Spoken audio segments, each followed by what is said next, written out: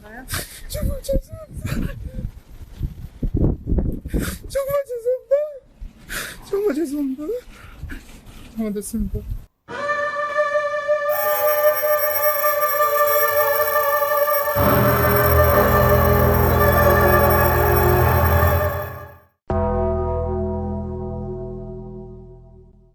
2018년 8월 19일 오전 9시 40분경 경기도 과천시 서울대공원에서 김장용 비닐봉투에 쌓여진 토막된 시신이 발견됩니다. 시신은 사람들의 왕래가 잦은 주차장 인근 수풀에 버려져 있었으며 마치 훼손된 시신을 과시하듯 딱히 숨기려는 의도 없이 놓여져 있었다고 합니다. 시신은 머리와 몸통, 다리가 토막된 채 분리되어 있었으며 이미 부패가 꽤 진행된 상태였습니다. 경찰이 시신의 지문을 통해 신원을 조회한 결과 피해자는 50대 남성이었으며 시신 발견 날로부터 9일 전인 8월 10일을 마지막으로 휴대전화 사용이 없었다는 점을 확인합니다. 또한 8월 20일 국과수에서 피해자 시신의 부검을 진행했는데 부패 상태가 심해 정확한 사인을 밝혀낼 수 없었고 토막을 위해 사용한 흉기도 특정되지 않았습니다. 경찰은 피해자가 가족 및 연고, 주변 사람들과도 단절된 채 살아왔고 정확한 사인과 흉기도 특정하지 못하였으며 시신 또한 과시하듯 던져놓은 것을 보고는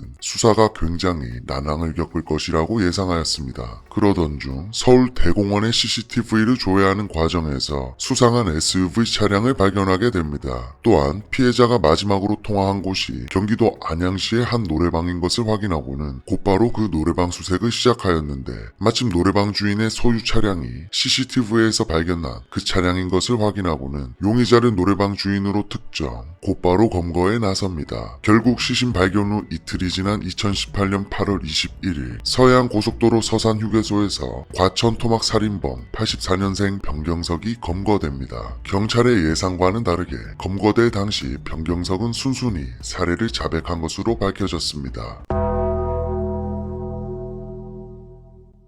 변경석은 검거된 후 범행 동기에 대한 물음에 우발적 살인이었다고 진술합니다. 2018년 8월 10일 새벽 피해자는 변경석이 운영하는 노래방을 방문하는데 피해자는 혼자 노래방 도우미를 불러 노는 도중 노래방 도우미가 마음에 들지 않자 변경석에게 막말을 하고 노래방 도우미를 바꿔달라는 등 술에 취한 채 진상짓을 합니다. 변경석과 피해자는 말다툼을 하게 되고 급기야 피해자가 노래방 도우미 제공하는 거 불법 아니냐라며 경찰에 신고하겠다라고 협박하자 이에 발끈한 변경석은 결국 피해자를 살해하고 맙니다. 그러나 여러 매체에서는 변경석이 검거된 당시 우발적 살인이 아닐 수 있다는 의견이 많았습니다. 사실 계획적 살인과 우발적 살인을 놓고 보았을 때 보편적으로 계획된 살인 사건이 시신 훼손 정도가 더 심하다고 합니다. 변경석의 경우 범행 당시 몸 부위를 수차례 찔렀으며 살인 후 시신을 3등분으로 토막내었죠. 또한 흉터를 보았을 때 범행 당시 분노가 가득했을 것이라고 짐작되며 시신의 훼손 정도가 너무 잔혹했기에 우발적 살인이 아닌 계획 살인으로 본 것이죠.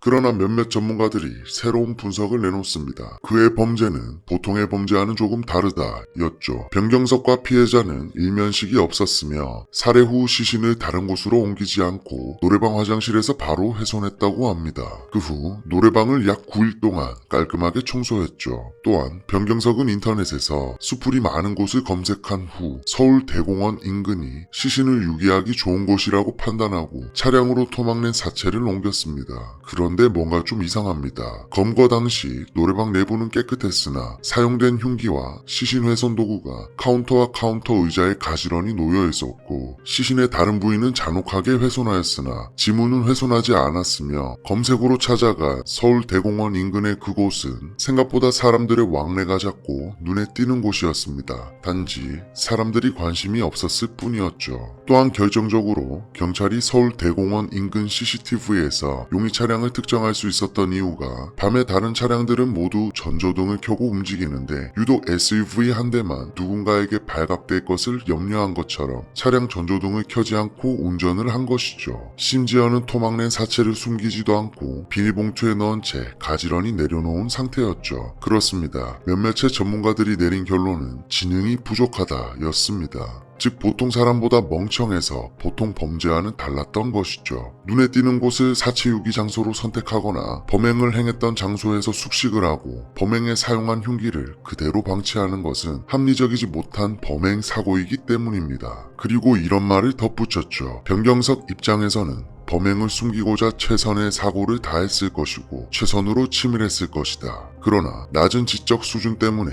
혼자서만 치밀했던 변경석은 시신 발견 후 이틀 만에 검거되었죠. 그것도 서해안 바다로 바람 쐬러 가는 도중에 말이죠.